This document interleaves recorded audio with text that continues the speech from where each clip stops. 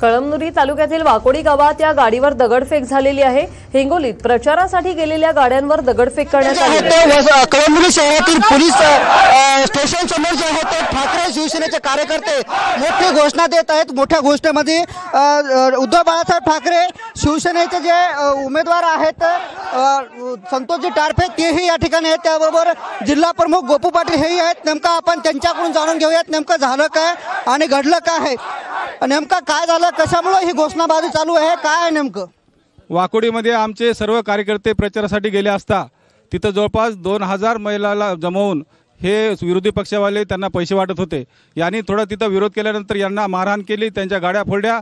आमचे 2-3 मुलं आणखीन आता बेपत्ता आहेत।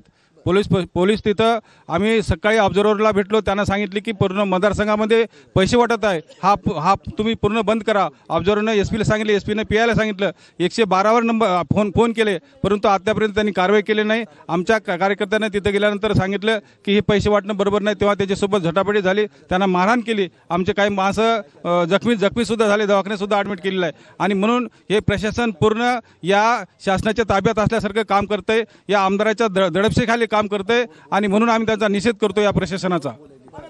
नेमका कुणी गाड्या फोडल्या, काय प्रकार काय आहे, नेमका घडलं काय लक्षात घ्या।